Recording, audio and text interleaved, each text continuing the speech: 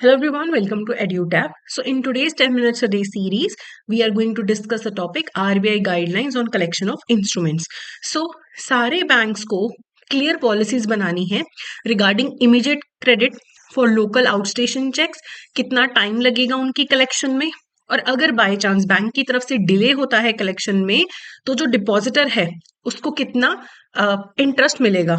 Okay, सो ये जो policy है कॉम्प्रिहेंसिव और ट्रांसपेरेंट होनी चाहिए, स्मॉल डिपॉजिटर्स के इंटरेस्ट को ध्यान में रखते हुए बनानी है ताकि टाइमली कलेक्शन हो और अगर डिले हो तो सामने वाली पार्टी को एडिक्वेट कॉम्पनसेशन मिले। अगर हम अकाउंट पे चेक्स की कलेक्शन की बात करें तो जो अकाउंट पे चेक्स होते हैं उनका क्रेडिट सिर्फ पे के अकाउंट में हो सकता है। इससे बैंकिंग सिस्टम का इंटेग्रिटी बना रहता है और अनऑथराइज कलेक्शन नहीं होते हैं। मान लो मैंने एक चेक ड्रॉ किया, मैं ड्रॉर हूं, मैंने उस पर क्रॉसिंग कर दी अकाउंट पे, इसका मतलब है जिस पे का नाम चेक पे है उसी के अकाउंट में पैसा जाएगा। अगर मान लो मैं बाय चांस बैंक को बोलती हूँ कि आप ये पैसा ना, मैंने मान लो चेक रमन के नाम पे बनाया था, मैंने बोला कि नहीं ये किसी और पर्सन के अकाउंट में डाल दो, तो बैंक बोलेगा कि आप नया चेक अपना इशू करो और पुराना अकाउंट पे वाला मैंडेट विड्रॉ कर लेना और फ्रेश चेक इशू करो, क्योंकि अकाउंट पे ही चेक तो पे के अकाउंट में ही पैसा जाएगा।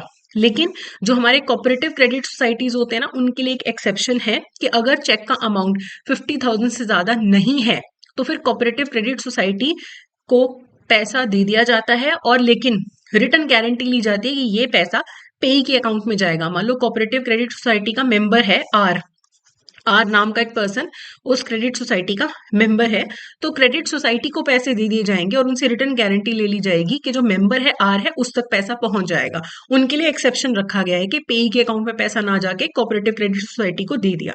और अभी जो चेक्स की वैलिडिटी है वो 3 मंथ्स की है, पहले ये वैलिडिटी 6 मंथ्स की हुआ करती थी।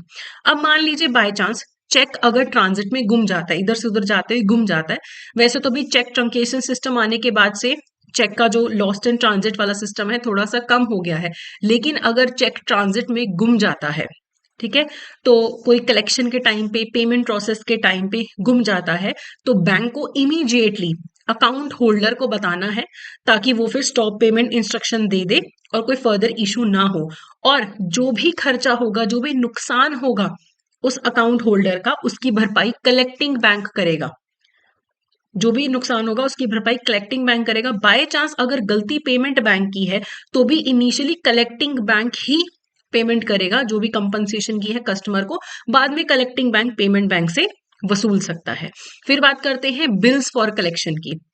अब जो भी बिल्स कलेक्ट करता है बैंक अपने कस्टमर की तरफ से, इवन अगर बिल डिस्काउंटेड है, कोई भी बिल्स अगर बैंक कस्टमर की तरफ से कलेक्ट कर रहा है, बिल्स ऑफ एक्सचेंज, तो they must be directly forwarded from the originating bank to the realising bank. तो ओरिजिनेटिंग ऑफिस जो है वो रियलाइजिंग ऑफिस को वो सारे बिल्स फॉरवर्ड कर देता है। अगर कोई डिले होता है बिल्स कलेक्शन के अंदर, the lodgers bank must pay interest to the lodger at a rate 2% above the savings bank interest rate.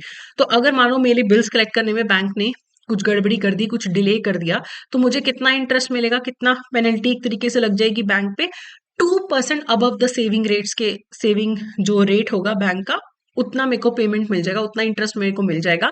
और बैंक को हमेशा जब ट्रांजिट टाइम वगैरह कैलकुलेट करना है तो जो भी स्टैंडर्ड डिलेज है वो सब कुछ बीच में कैलकुलेट होगा। तो bank must also factor in standard transit time when calculating delay period.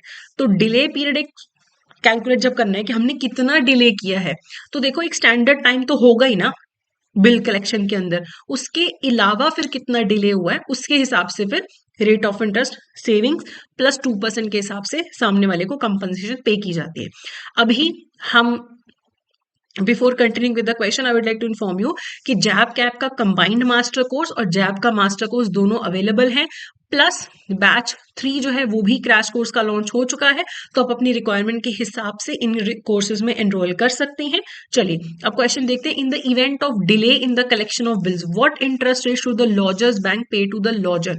कितना इंटरेस्ट मिलता है, 2% above the savings bank interest rate, 1% above, 3% above, no interest payable। तो बिल कलेक्शन में अगर डिले होता है तो 2% प्लस द सेविंग्स रेट, तो सेविंग्स रेट अगर 4% चल रहा है तो 4 प्लस 2 6% के हिसाब से इंटरेस्ट एज अ कंपनसेशन मिलेगा लॉजर को। तो ए यहाँ पे करेक्ट आंसर है। तो ये था हमारा आज का session. That's it for today. Thank you so much.